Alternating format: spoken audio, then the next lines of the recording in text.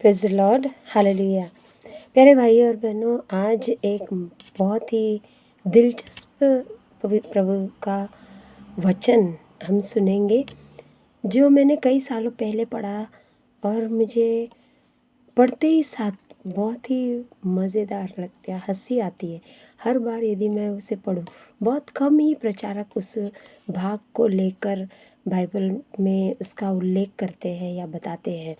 लेकिन कुछ जो समझदार है, ईश्वर का ज्ञान या प्रज्ञा पाकर उस वचन को जब कभी वो बोलते हैं तो उस किस्से को सुनकर बहुत ही सच में मन से हँसी निकलती है। ऐसे लगता है कि प्रभु ऐसे ऐसे कार्य करते हैं अपने भक्तों के साथ कि ईश्वर को सब कहते हैं कि बहुत सीरियस है, दंड देने वाला ईश्वर है, क्रोधी ईश्वर है। वो वहाँ से वो मानसिकता, हमारी धारणा उससे बदल जाती है कि प्रभु भी ऐसे कार्य कर सकते हैं।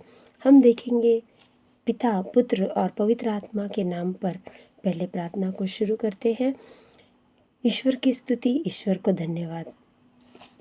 आशा करती हूँ आप सभी भले चंगे हैं। ईसा मसीह हमें यीशु की कृपा से शारीरिक रूप से, आत्मिक रूप से, मानसिक रूप से और भौतिक रूप से जो कोई तनाव या जो कोई तकलीफ़ें आपको है या हो रही है, आप अनुभव कर रहे हैं, उन सब से यीशु आपको मुक्ति दे देंगे। ये विश्वास हर वक्त आपको होना चाहिए, हर दिन का विश्वास। हर दिन उस विश्वास में हम बढ़े, कुछ बढ़ाए, नहीं तो सूखे पेड़ की तरह हम रह जाएंगे। और जिस सूखे अंजीर के पेड़ को देखकर यीशु ने उसे शापित किया, श्राप दिया, वैसे हमें नहीं बनना है। हम फलदायक, भरे पूरे, जैसे कहते हैं कि खाते पीते घर के लोग हैं या खाते पीते घर के हैं, तो उसी प्रकार हम भी ईश्वर के राज्य में अपनी आत्मा को खिलाए, अपनी आत्मा में विश्वास दृढ़ बनाए। दिन प्रतिदिन अनुभव जो हमें होते हैं उसे हम ईश्वर को समर्पित करें। आज मेरे साथ मैंने यह अनुभव किया, कुछ दुर्घटनाएं घटी घर में ही होते हुए या बाहर, किन और मुझे अच्छा नहीं लगा। मैंने बहुत ही उस पर विचार किया, मुझे बहुत मन दुखी भी हुआ।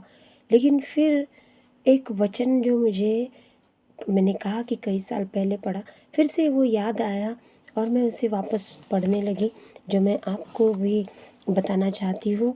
ये है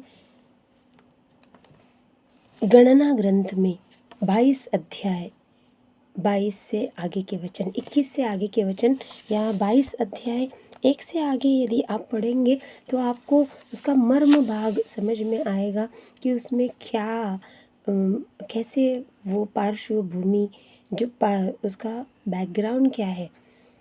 एक नबी था बिलाम या बालाम नाम का। उसे एक राजा बालाक बुलाते हैं, उसे एक बुलावा देते हैं अपने राज्य में, अपने दरबार में आकर उसे कुछ परामर्श करना है, कुछ उससे बातचीत करनी है, कुछ ईश्वर का संदेश उसे पूछना है उस राजा को, उस नबी से, क्योंकि नबियों को ईश्वर का संदेश मिलता था। अब आप सोचेंगे, कई बार हम कहते हैं नबी नबी नबी, केवल पुरुष ही नबी इस संसार में थे क्या? नहीं, कई सारी महिलाएं, कई सारी स्त्रियां भी इस संसार में, इस बाइबल में भी उनका उल्लेख है, वे भी नबियाँ रह चुकी हैं। कई सारे नाम है उसमें, और उसमें से कई रानियां भी ईश्वर के कार्य के लिए चुनी गई थी। कई रानियों को, जैसे जुडित एक उसमें से रानी है। एस्थर एक गरीब घराने की थी, लेकिन उसे राजा के लिए तैयार किया गया, राजा के पास ले जाया गया। वो उस राज्य की रानी के रूप में ईश्वर ने उसे नियुक्त किया। इसके अलावा और कई सारी स्त्रियां भी ईश्वर के कार्य में शामिल हुई है, वे भी ईश्वर की नबिया के रूप में जानी जाती है।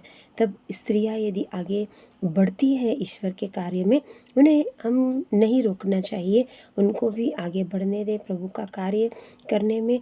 वे भी समर्थ है, उनका विश्वास आप पुरुषों से भी ज़्यादा होता है।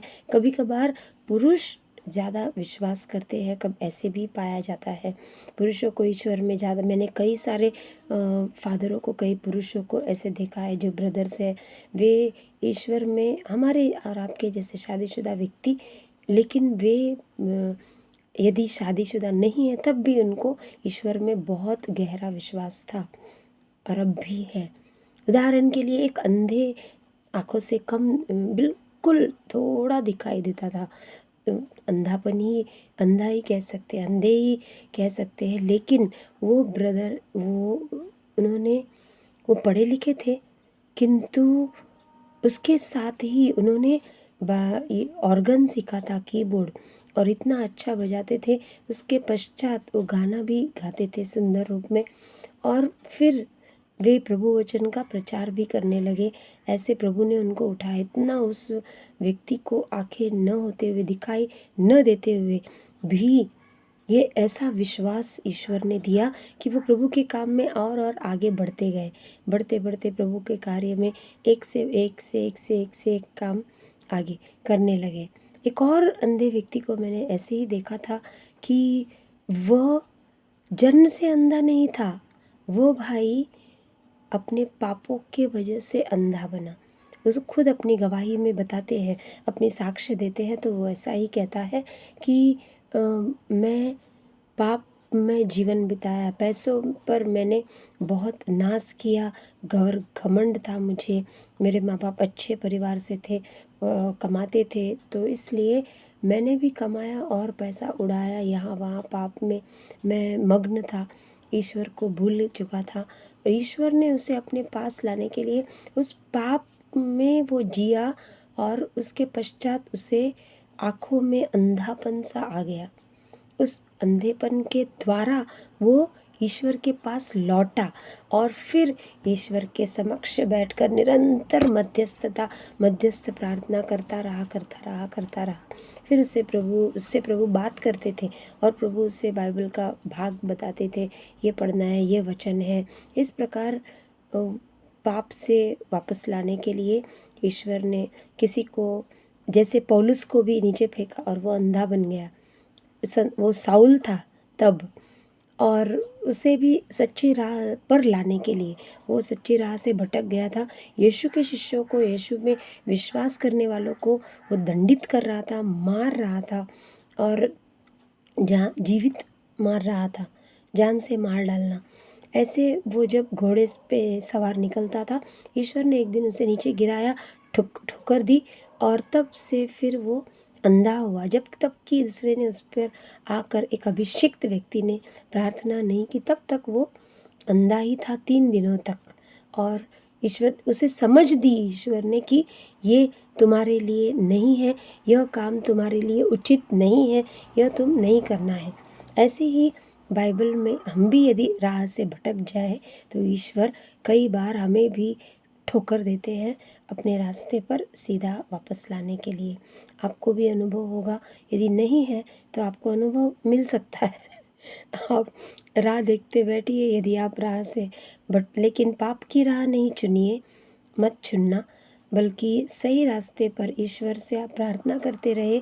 ईश्वर आपको सही रास्ते पर ही रखेंगे, और आपको ठोकर से बचाते हुए आपको सिखाएंगे कि ये कैसे है, कैसे हो रहा है। यदि आपको ठोकर ही खानी है तो फिर आप अपना रास्ता चुन सकते हैं, लेकिन बिना ठोकर के भी हम समझदार इंसान हैं, हम ईश्वर के वो वचनों को सुनकर आगे बढ़ सकते हैं। Hallelujah, hallelujah. एक वह वचन जो मैंने अभी कहा, गणना ग्रंथ में, पुराने विधान में, जो 22 अध्याय 22 वचन में, बहुत दिलचस्प है। बालाक को ज़रूरत थी नबी का संदेश पाने की।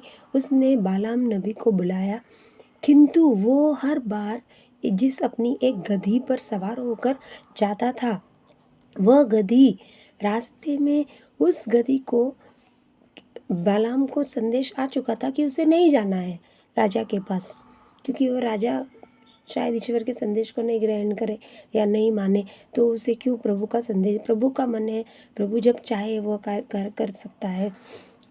ईश्वर ने मना किया था बालाम नबी को नहीं जाना, उसने मनमानी की और वो उस रास्ते चल पड़ा, किंतु ईश्वर ने उसके गधी का उपयोग किया।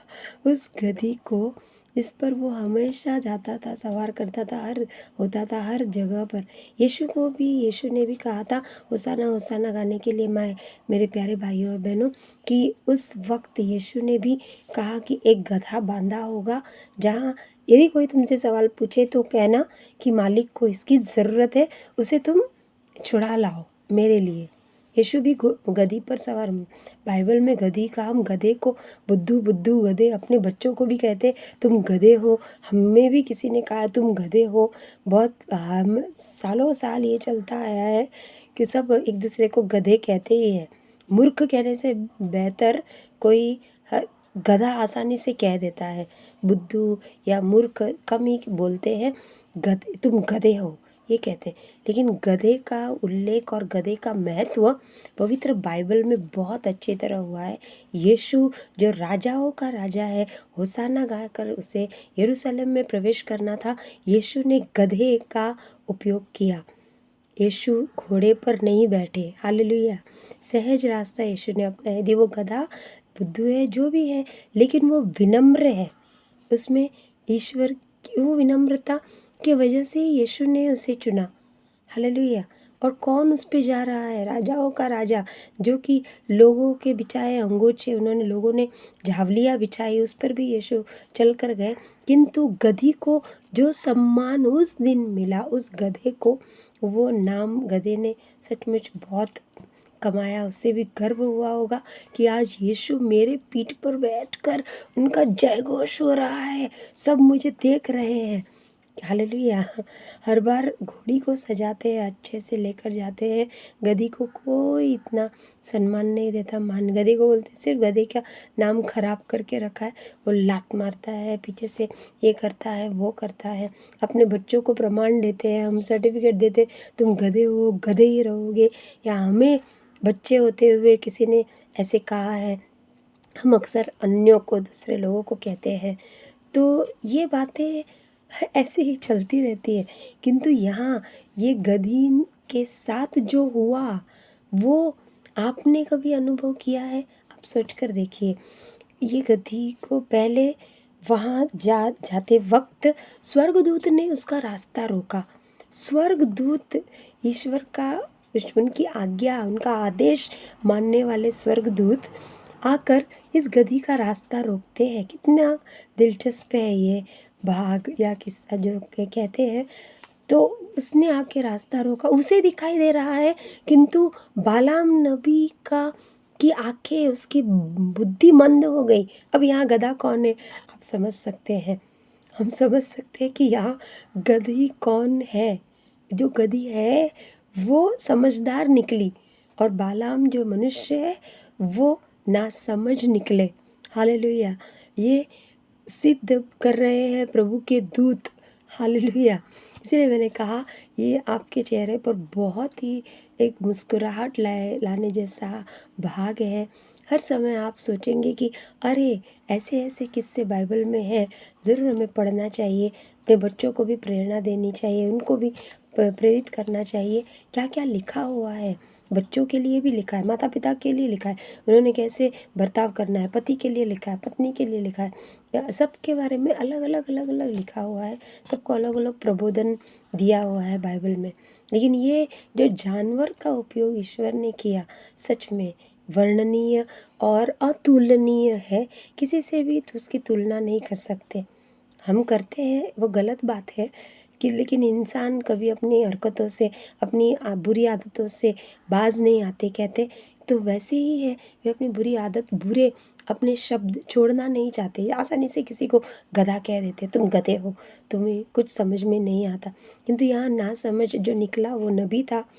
गधे के समझ में आ गया, उसका रास्ता कोई रोक रहा है, क्योंकि वो हमेशा सिर झुकाकर चलती है।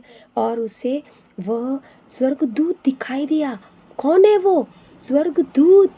स्वर्ग का एक पवित्र दिव्य वस्त्र पहने हुए, श्वेत वस्त्र में।